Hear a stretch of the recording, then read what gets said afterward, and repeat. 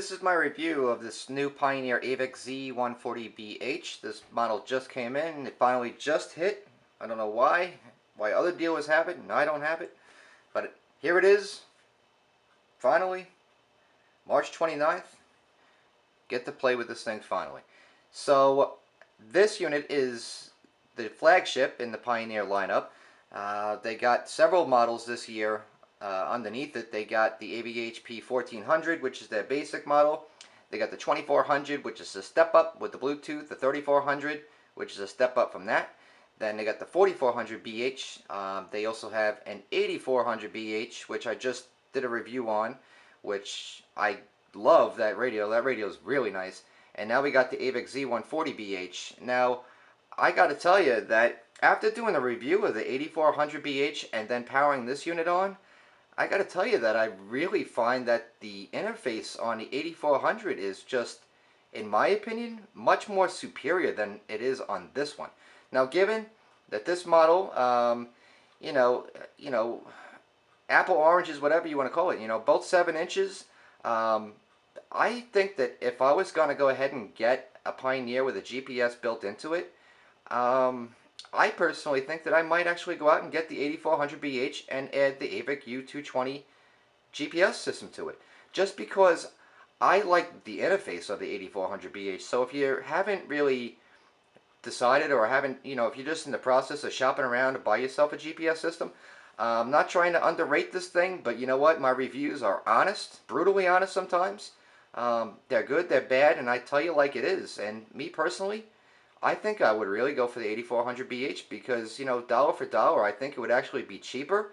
And I think, in my opinion, it would be more fun to play with the 8400 than it would be for me to use this AVIC. The only downside, excuse me, for me is that, I think that I would want the hard drive that this AVIC unit has. The Z series, I should say, the AVIC Z series. That has a hard drive. When you go into, like, say, the AVIC X930 or the 940BH, or if you're adding on that AVIC U220, there is a difference in speed and functionality between a flash drive and a hard drive. This is, it's the truth. You get what you pay for, so if you're going to go out and you're going to show out the money for this AVIC Z140, you're going to get what you're paying for sure. But, just me personally, my preference, obviously you care because you're watching my dang video about what I think about it. I really like the 8400. So, and that just comes from somebody who just sat down and just tinkered with both of these things side by side. They both look equally as beautiful. I just, when I turned this one on after doing the review of the 8400, I was expecting to be like ultra blown away because I just got done doing a review of a unit that I said, wow, this thing kicks ass. Then when I turned this one on, I was actually a little disappointed, I don't know, maybe it's just me, but hey man, you know what, it's a review, I'm being honest, I'm telling you what I think. So you know what, man, enough of me and how I feel, let's get to the review. I let the thing go through its little demonstration screen for you to let it show you whatever lights and junk it has to offer you. The home screen, pretty straightforward. Destination, that's for your GPS, of course. Phone, so that's going to be for making telephone calls in and out, of course. Bluetooth streaming from your Android or iPhone. AV source and contents, I guess we'll start there. I have my iPod, I have a 3GS. It's my phone plugged into this unit right now. And now, for instance, the 8400 gave you 4 lines of text. It said Queensryche, it said the song, it said the album, and it also had the genre. And down here it had, the A to Z alphabetical library, which showed you a lot more. Me personally, I think that going like this is a little weird. I don't know. It's a little slow. It's not quite as reactive as it was. If you wanted to see all the information, you'd have to tap this button. Which, I don't know. It for me, I don't know, man. I'm not getting it. I'm trying to get it, but I'm not getting it right now. But there it is.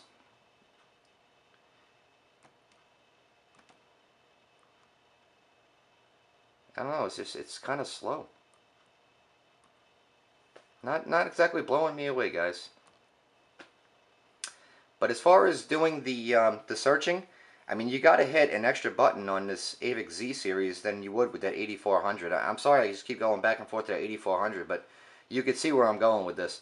Your alphabetical is right here, A to E. You know, why would I want that when I can have almost up to, like, I don't know, I'm going to guess, I don't know, S or something like that. You can get just so much more. With this one, when you're sliding to do your search, say if I wanted to go to, like, Puff Diddy, right?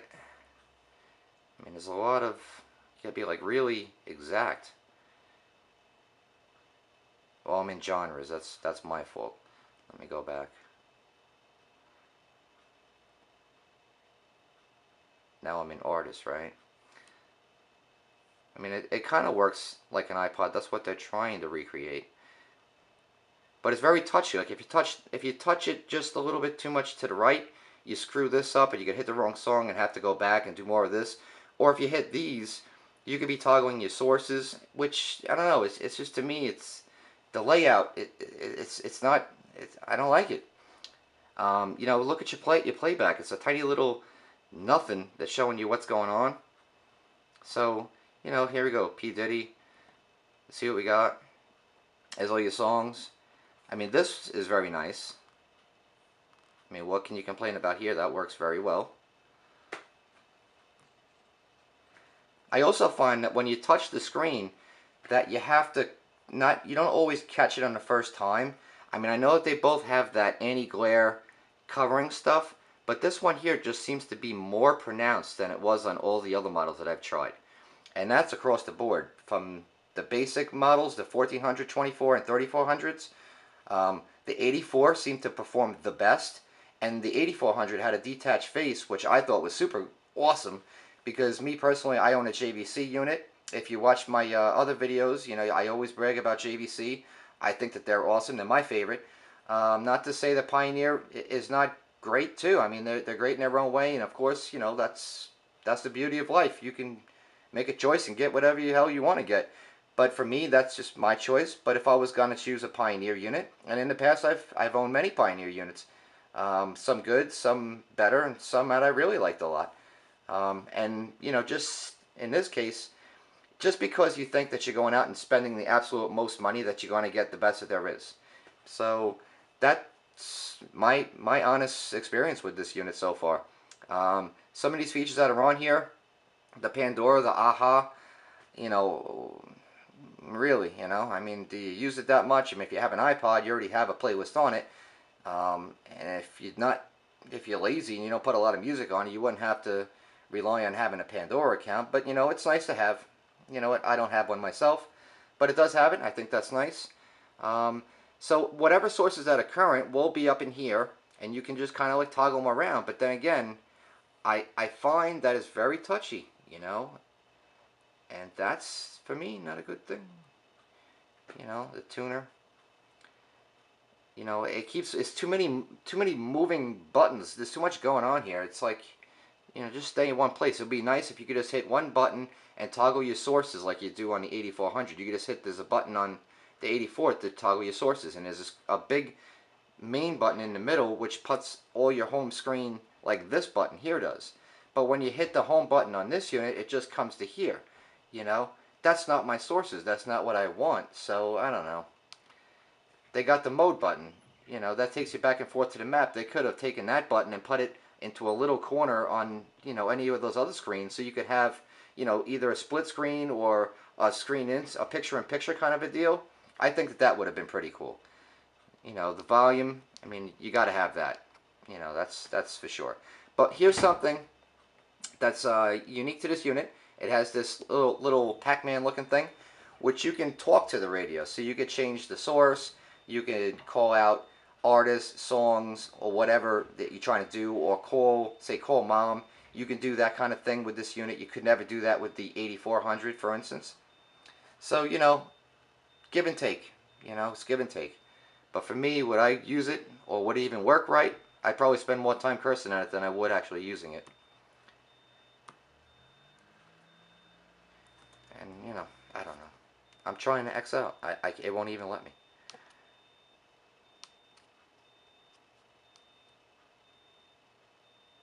Alright, you see, it's... Okay, so right now I'm going to just goof around with some of the settings. Um, that's your main home screen. Your destination for your GPS. Okay, if you had the optional traffic tuner, you would use that button and access it for the traffic. AVIC feeds, again, option. POI is a point of interest. That's going to take you to all the things that are around yourself. You can either do it by spell your name, which is a good thing. Around yourself, hotels, coffee bank, gas station, these kinds of things you can program and set for yourself however you like them to be. Stuff that's near you. Your favorites, go home. In case you just plain old screwed and you can't find where you're going. Return home, that'll do it. Or you can do coordinates if you're old school. Your phone I don't have paired. This is not my unit, so I'm just going to leave it be. Well, it's mine, but it's not really mine, you know what I mean. Now in the settings, system settings, nothing really exciting in here. Just to calibrate your screen for your touch screen, which I've never found that useful. It always works fine. Your splash screen, this is going to give you your backgrounds. I mean, these look just like the same things that they had last year. There's nothing new and exciting. Nothing. And they only give you very limited amounts. So, your backup camera input, you could change the polarity, positive and negative. Of course, most people are going to have it on battery, 12 volts. Turn the camera on, turn it off. AV settings, always very important. Your telephone, you got to mute. You can attenuate it to certain levels of degrees or control the different speakers that you want it to be. Audio, very important, especially for a guy like me. You could, set it up so that way you get your own little setting of where it is that you're set up in your vehicle, where you need to make it sound the best. Your EQ, basically the same as all the other units, but again, in my opinion, the 8400, it's a lot simpler. You don't have to go to this and then this. You just go like this and just drag them around. And to me, less touching and more doing is a better thing. This unit, for me, it fails at that. I don't like that. I don't like the fact that it's very hard to program the clock, and it's almost impossible to ever find that. I'm sure that there's a setting in here that you could probably put that on all the screens all the time. I couldn't find it. And people, I do this for a living. I couldn't find the damn thing. So, high pass filter, low pass filter, EQ we already went over. Loudness, you could always do low, mid, and high. Bass booster, pretty useless feature. Subwoofer control, you could set it off for your low pass cutoff. The highest she's going to go is 125. You got 100, 80, 63, 50. That's basically subsonic, but no settings in between. So for me, that's a detractor. Your volume up and down. Your phasing, if you have speakers mounted normally or reversed, turn them on, turn them off. Pretty straightforward. Again, the 8400 has a beat. Fader balance, nothing's changed. It's looked like this for as long as I can recall. There's nothing new. You go ding ding ding ding ding ding. It's the same old crap. Audio, video, sound, Bluetooth settings, map settings, displayed info. This is where we might actually find that clock. Close-up view, it'll blow up once you get in close to the intersection of where you have to make a turn at. Show traffic incidents. That's nice. Bluetooth's connected, do you need to know? Probably not, because it'll automatically pair. By the way, you can pair up to 3 units to this unit. Current street names, hide, not a whole lot. Well, actually, I think I missed something. Navi settings. Map settings, I'm sorry. Displayed info. There was another screen. 3D landmark, show maneuver, eco meter. So that's good for gas. It could save you some bucks. Put on your favorite icons. Street names. Really nothing crazy going on here. As far as, we covered the iPod, the phone, the source, the destination. If you wanted to see your map, I want to see that map.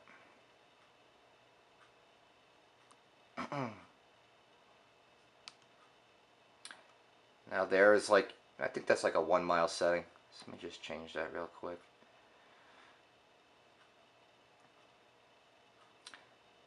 Okay, so here's your main category selections. Basically, they start alphabetically for, it's a good reason. Accommodations, automotive facilities, business service, community, entertainment, finance.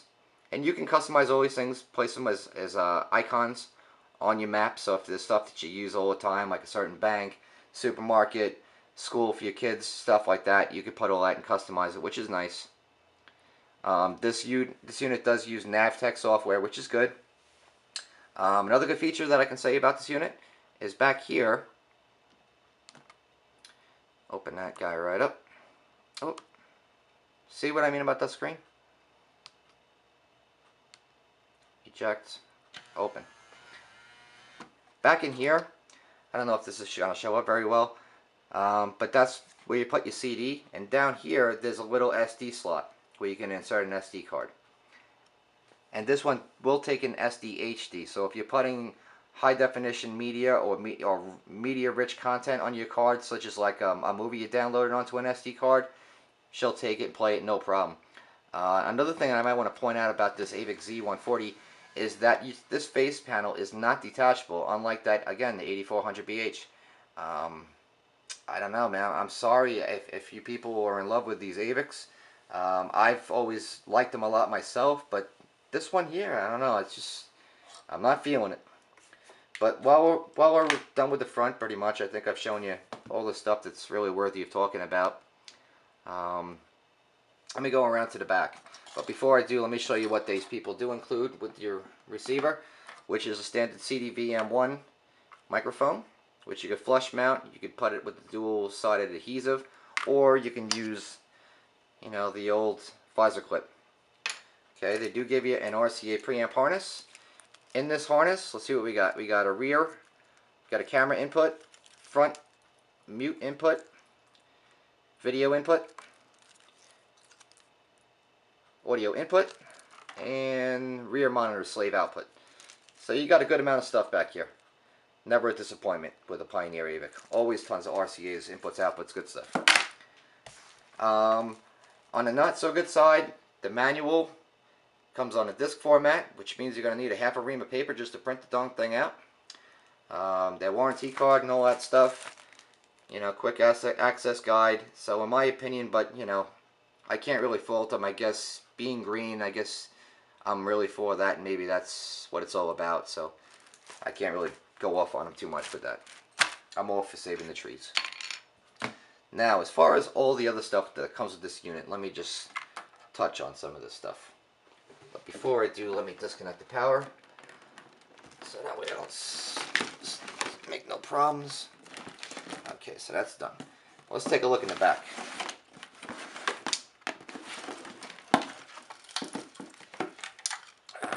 Okay, let me just start by taking some of these things out. I hope you have a lot of room in the back of your dash, because there's a lot of crap back here, man. Okay, so again, it's the microphone. 16-pin power speaker harness. And of course you got the old light green parking brake override. VSS, so if you want to connect the vehicle speed sensing circuit, you can do that. Power ground, nothing special. Amp turn on. No power antenna lead, by the way, folks. And that's pretty much all there is to the power harness. Nothing exciting going on there. Why they do this is beyond me. I know that some of these higher end manufacturers do this. They do it for some reason. They put the tuner in a separate piece. But the good news is that they give you a little bit of a lead, so you can stuff that back behind the dash someplace. That's for your tuner. Over here, that's where the iPod cable comes in. They do give you a cable, and I wanted to make a point about this. With this cable, they went through the trouble of giving you the cable that plugs into the unit, right? But here, when you follow it to the other end, it's this. Where's the actual iPod cable that plugs into the iPod? Like I was using for mine, sold separately. Always bothered me with Pioneer. They always like to nickel and dime you. It drives me nuts. So why these companies go through all this trouble? And look at this wire. This thing's probably worth like $1 in scrap metal. Why wouldn't you just put the damn plug on it. Come on. The GPS antenna with the magnetic mount. This one, by the way,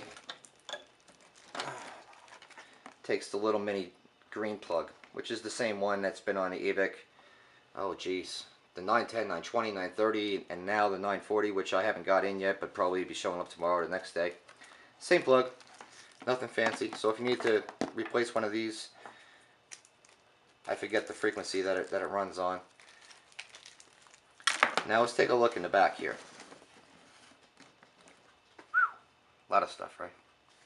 Okay, so 16-pin power speaker harness, microphone, iPod cable, auxiliary, I'm sorry, not an auxiliary, that's for the tuner. You got the microphone for the CD-VM1, which is supplied. The blue plug is for an IP bus, which you would use to connect the GEXP 920XM if you were adding XM satellite radio to it, or you can get the CDSB10 and SCC1 for a Sirius setup. You would plug it into there. Your GPS plug there, your antenna plug there. You got your composite or RCA audio video inputs right there. And real quick, I'm just going to touch on some other features and we'll wrap this up. This unit is a Pandora radio and AHA radio compatible with iPhone and Android. It'll do all that stuff.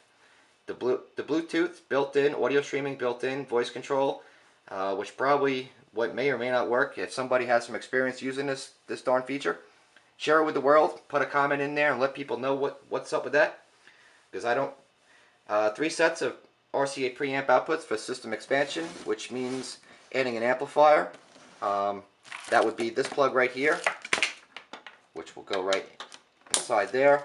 That's where you're going to connect your front, rear, and sub preamp outputs for your amplifiers. Okay, you got the EQ, rear camera input dedicated. You can change the colors. You can also change the backsplash screen if you had a photograph of, of your woman or your family, stuff like that. You can insert it through the SD card, put it right on the screen, which is pretty nice. You do have the motorized feature, which you can tilt. It's got that anti-glare coated screen, which causes more trouble than it does fixing them, in my opinion. You can change the angle. Now you got, as far as GPS stuff goes, the coverage area is going to cover the U.S., the Alaska, Hawaii, Canada, and Puerto Rico, all built into there. There's 4 gigs of flash memory devoted just to the GPS. Does have a 3D hybrid sensor. Has text-to-speech for the GPS as well as the Bluetooth functions. So that's pretty good. You got the AVIC feeds customization, which is a PC-based application that you would need to do. It has an ecograph, which is good for saving energy. Once you get routes and you go places, you could set that. Tell it how much your car gets per gallon, and it kind of calculates like a little computer in the background. And it's a nice feature. Of course, it plays CDs, DVDs, DVD-Rs, MP3, Windows Media, iTunes, AAC playback, CD, DVD, the USB, which is accessible through the rear, SD, or you can use a micro SD with the adapter. It has a digital Dolby decoder built into it. It's a 10-bit video DAC built into the unit. CD, you get the text, the tuner. You got 24 preset stations, 6 presets. It has the RDS built into it, which is an important thing. On the audio section, you got the loudness, the 3 preamp outputs, 7-band EQ, and the EEQ. The AVIC feeds I went over, the AHA, which is a separate dealie. It's really no big deal in my opinion. The Pandora, and she also has HD radio built in.